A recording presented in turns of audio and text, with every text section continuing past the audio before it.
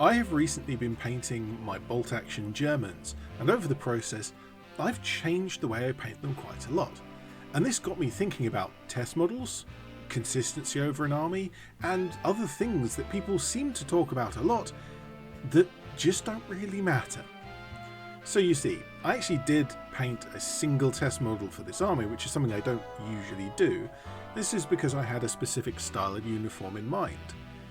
And that would be this kneeling model here. Unfortunately, I have partially repainted this one, and so it's not actually representative of how my very first paint style for this specific army came out.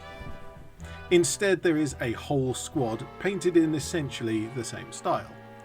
As you can see, I used a blue-grey paint that I've used a lot recently, and clearly a brown wash.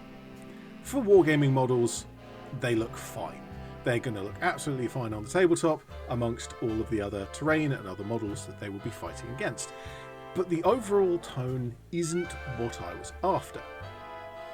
I really wanted a much darker effect, and about this time I was checking uniforms, and there's often greens involved with German uniforms, although all nations tended to use green because you can hide better in forest environments that way. And so my mortar team here, well, they have a much greener uniform.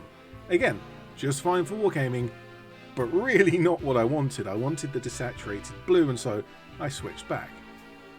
I started thinking over how I've painted other models, and there is a specific technique that I do use quite a lot, and that is to mix a darker colour into my main paint to make my base coat and shadow colour. For example, you can mix a dark brown into red for your first layer, and then paint up to just the red by itself as a highlight, and that would look great. You can use a dark green and a light green, or any other kind of light and dark version of the same hue, for exactly the same kind of style, but in this case I'm using black, and this is a fairly common mix when you want to both darken and also desaturate the main paint that you'll be using. And also, when I use the wash at this point, I switched from the brown wash to the black wash, and overall these models ended up quite a lot closer to what I wanted, but there's still some improvements that I can eke out here. The black wash might be a little strong, and whilst the brown wash certainly doesn't have the right effect, I think that mixing the two will work. The black ink I use in my washes is quite strong, so I ended up using 1 part black to 3 or 4 parts brown by volume, but this ends up actually just being an off black. And I also brought back my highlights a little bit, and you can see that in this most recent squad, the mixed wash leads the shadows to being a lot softer, and by maintaining a little bit of black in my highest highlights, the overall look isn't so stark, and I'm really getting close to the effect I want by making these changes. And so now that I've essentially painted half of the army, and I've finally figured out how I want to paint them, let's just paint the rest all in one go. And this is like more than 20 models, and this is my largest painting batch I've done possibly ever, but certainly in the last few years. For my first base coat, as I've discussed, is mixed between my main blue-grey paint and black, but here I'm not nearly mixing enough for all of the models. Instead, I'm mixing it multiple times as I go, and that's because I can't possibly get the same mix every time, and this will subtly lead to the uniforms being slightly different between each model. Variety is going to make the whole army just that little bit more visually interesting. And it will also kind of hide the fact that several of the other squads are painted in different ways, because if there's more variety in everything, the other differences will be less of a problem. As a side note, a few of the models have a camo smock over the top of their uniform, and I've painted these with a single coat of dark green and then splotches of tan and brown, without any highlights or any further work after the wash. These end up being really dark camo pattern, and that contrasts the uniform quite nicely. But before I drown these models in the dark wash, I have one layer of highlight to paint. Now, I think there used to be some confusion with this type of thing, but I also think it generally has been cleared up these days.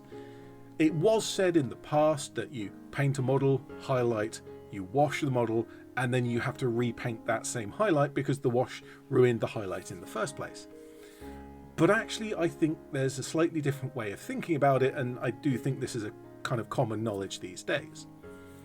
Because the highlight that gets a wash and the highlight that doesn't get a wash are going to appear different. And so if you paint them slightly different places on the model, you're going to end up with a kind of subtle gradient of colour.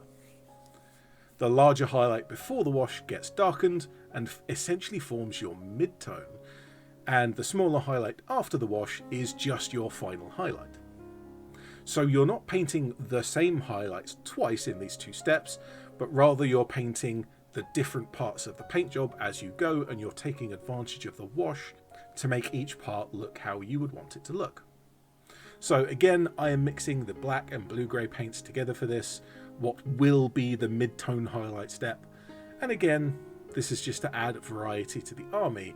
So doubly so, I'm not matching the uniform mid-tone to the base coat, which means there's multiple layers of variety going on altogether.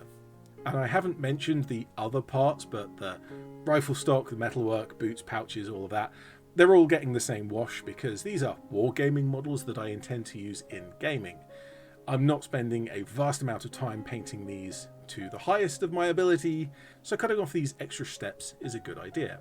Now, I really like painting, and I will happily spend ages and ages on a single model that I intend for display, and there are regularly videos that you've seen me doing that on. In fact, you've seen me paint models without using washes at all, because you can paint in every effect that a wash gives you by hand without a wash, but it's just quicker to use a wash.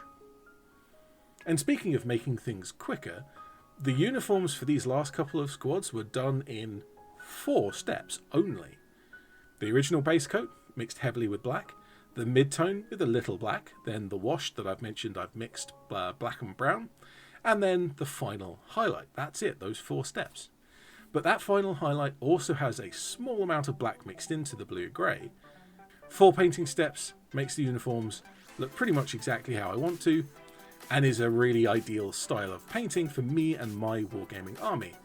You may decide that you want to do it in a quicker technique, or you might decide you want to spend longer to get better detail.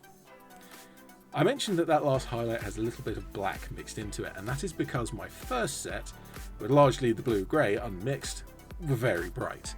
And even the third set specifically, my Hanomag passenger squad, have that paint unmixed for their final highlight, and I felt it was just a little too strong. So with the final 20-something models of the army, they're getting just the tiniest bit of black into the blue-grey on that final highlight, just to bring it back the tiniest bit, to make it not so noticeable. Strangely, the changes I've made over the kind of the whole army's infantry also kind of mirrors the changes that I made when I was painting the vehicles. And weirdly, using the exact same paints. I started with just the blue-grey, I moved to adding more and more black before eventually never using the highlight unmixed. But with this batch of infantry, the largest single batch of models that I have ever done, or at least certainly recently, I have completed my 5th army for bolt action now. Just one more to go before I complete the main 6. Let me know in the comments what you think about good grief, I've mentioned a lot of different topics here. Batch painting, variety, and the adaptation of a paint scheme. And things like when people ask for exactly the right paint for whatever they're painting. Take a look at these 2 models, just as an example. They have the exact same paints and inks, literally identical pigments in them, and yet they look quite different because I've painted them with a different process, different proportions of paint on each step of the way. The exact right paint won't save you, and the exact right paint will not make your model historically accurate.